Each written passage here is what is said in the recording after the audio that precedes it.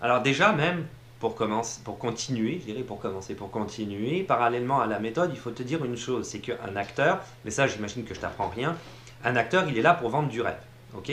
Il est là pour vendre quelque chose qui n'existe pas nécessairement, que ce soit en France ou ailleurs, mais encore plus aux États-Unis. Il ne faut pas que tu oublies, si on reprend par exemple Hollywood, hein, l'exemple de Hollywood, il ne faut pas que tu oublies que par rapport à Hollywood, il y a 1% des gens qui vont à Hollywood qui réussissent à devenir acteurs. Donc des histoires comme Brad Pitt ou Jean-Claude Van Damme, par exemple, qui sont pointés à Hollywood sans aucune connexion, sans aucune relation, et qui ont décidé de devenir acteurs comme ça du jour au lendemain, ça a été obligatoirement par chance et opportunité, voire même les deux. Il n'y a pas nécessairement de talent en arrière de ça non plus. Il peut y en avoir à la base, mais c'est pas une obligation, c'est du talent qui a pu être forgé aussi par la force des années, des expériences. Donc, quand même, 1% c'est très peu. Et 1%, ça veut dire que tu as 99% qui se retrouvent à Hollywood, qui gravitent et qui font rien, et dont on n'entend absolument pas leur histoire. Et c'est pour ça qu'ils vendent du rêve. Parce que nous, on n'entend uniquement que le 1%, comme si c'était une majorité de personnes. Et eux, les acteurs, c'est ça qu'ils veulent faire. Ils veulent continuer. En fait, ils font, comment dire, ils veulent que tu consommes. C'est juste ça. Donc ils vendent du rêve dans cet objectif-là. C'est l'objectif que quelque part, tu continues à voir leurs films, que tu continues à faire en sorte que les maisons de production fassent des milliards en arrière de ça.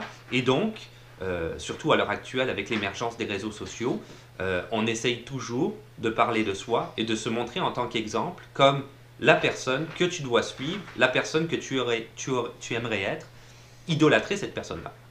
Et si on va un petit peu plus loin, quand on reprend, et c'est complètement ridicule et hallucinant, mais quand on reprend un acteur par exemple dans les journaux qui a fait un acte de bravoure que moi j'estimerais quelque part ordinaire, par exemple un enfant allait traverser la rue et l'acteur l'a chopé par le bras et a fait en sorte que l'enfant ne se fasse pas écraser par une voiture, combien de fois ça arrive par jour avec des gens normaux dont on ne parle jamais? Pourquoi lui c'est plus spécial que quelqu'un d'autre? Donc on voit tout de suite qu'en arrière, il y a une idolâtrie qui s'est forgée. Et même plus loin que ça, certaines personnes, et je parle de millions de personnes, vont même excuser le comportement de certains acteurs, des comportements déplacés, des comportements qui ne sont absolument pas, comment je te dirais, quelque chose que d'habitude on affirmerait, voyons, je trouve pas mes mots, mais quelque chose qu'on montrerait du doigt habituellement, quelque chose qui pour nous serait inacceptable, c'est ça le mot. Et là, pour autant, on va l'excuser. Je prendrai ici par exemple au Québec l'exemple d'Éric Salvaille qui était, si tu connais pas, un présentateur télé qui a travaillé ici pendant des décennies et qui, derrière la caméra, ça reprend un petit peu le scandale MeToo, hashtag MeToo, qui derrière la caméra faisait des avances de manière très disproportionnée aux gens, aux professionnels qui étaient en arrière de la caméra. Et, et on a accepté ça pendant des années, avant finalement qu'il perde totalement son job parce qu'il était aussi producteur et donc il avait du poids là-dedans. Donc,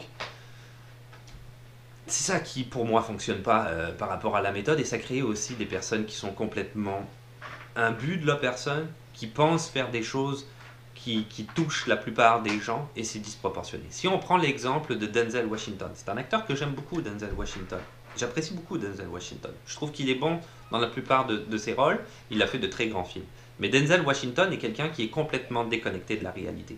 Denzel Washington est quelqu'un qui fait des discours motivationnels et qui en fait de plus en plus. Alors je comprends qu'en arrière, il y a l'idée de l'intégration des Noirs américains à la télé, que le fait que l'intégration des Noirs américains à la télé redonne l'image aux Noirs américains faisant partie eux-mêmes d'une société, et non en étant en queue de peloton. C'est les personnes qui font partie d'une société. Je comprends qu'il y a cette idée-là en arrière. Mais est-ce que le fait d'être acteur et d'être simplement un acteur, ça te donne le pouvoir de faire tous ces discours motivationnels-là à des gens dans des domaines complètement variés et différents? Parce que c'est ça que ça donne. C'est des discours qui s'adressent à beaucoup de monde et pas uniquement aux gens qui veulent devenir acteurs. Est-ce que c'est ton droit et est-ce que c'est ta place de faire ça? Je ne pense pas. Maintenant, quand tu es quelqu'un comme un astronaute, comme tu es quelqu'un comme un médecin qui travaille sur la neurologie, par exemple, ou des choses, ou le prix Nobel de la paix, peut-être que toi, tu as le droit de faire un discours motivationnel. mais peut-être pas Denzel Washington. C'est là où il y a peut-être une déconnexion qui s'effectue. Et la plupart des gens vont les écouter, ces gens-là. Ils vont dire, oh oui, ok, je vais sacrifier le reste de ma vie pour essayer d'arriver à mon rêve que je n'atteindrai jamais en continuant à consommer ce que tu me demandes de consommer. Donc quelque part, et eux pensent que ce qu'ils disent est totalement vrai. Il y a une sorte d'autosuggestion aussi qui s'effectue.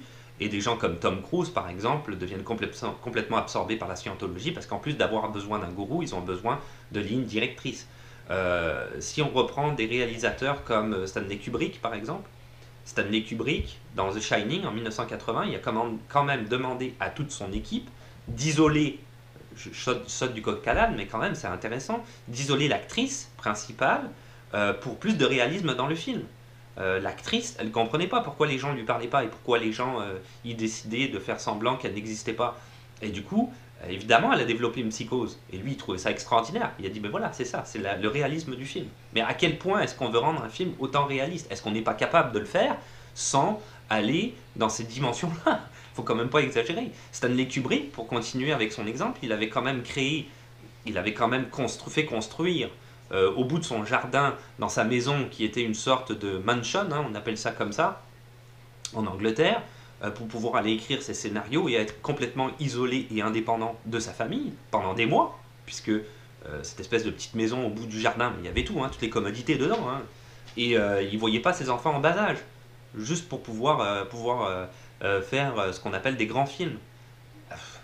Est-ce que ça vaut la peine? Je sais pas. Après, peut-être que toi, tu vas dire oui, chacun a le droit à son opinion. C'est pas ça que je veux dire, mais moi, c'est pas mon opinion. C'est ça peut-être le fait de cette vidéo-là.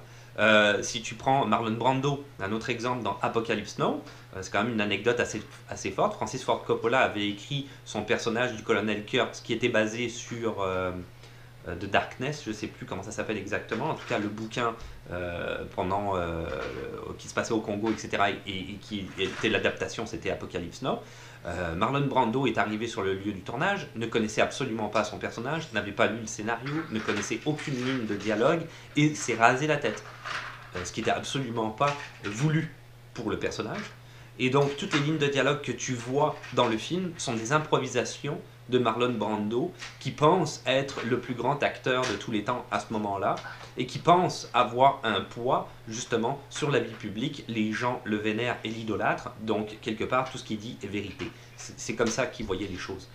Je terminerai peut-être vite fait sur Brad Pitt et Jean-Claude Van Damme, j'en avais parlé. Brad Pitt, il s'est pointé quand même à Hollywood en disant ok, je vais être acteur, mais il s'est retrouvé dans une mascotte à distribuer des tracts, et finalement il a eu la chance de devenir un mannequin par une opportunité. Ça a duré une dizaine d'années avant que ça se passe, et par la force des choses, il est devenu acteur. Jean-Claude Van Damme, c'est la même chose, il s'est pointé là-bas, c'était un Belge, il n'avait absolument pas la carte verte, il était en fraude, il travaillait au noir dans des pizzerias, et ça lui a pris 7 ans pour finalement faire Bloodsport, son premier film, qui d'ailleurs n'a pas été tourné, il a été tourné en Thaïlande, il n'a pas été tourné aux États-Unis, donc ça lui a permis d'être acteur sans avoir la carte verte et de devenir le Jean-Claude Van Damme qu'on connaît, mais ça aurait pu ne jamais se réaliser. Il a eu énormément de chance. Donc, tout ça, je sais pas si ça vaut la peine.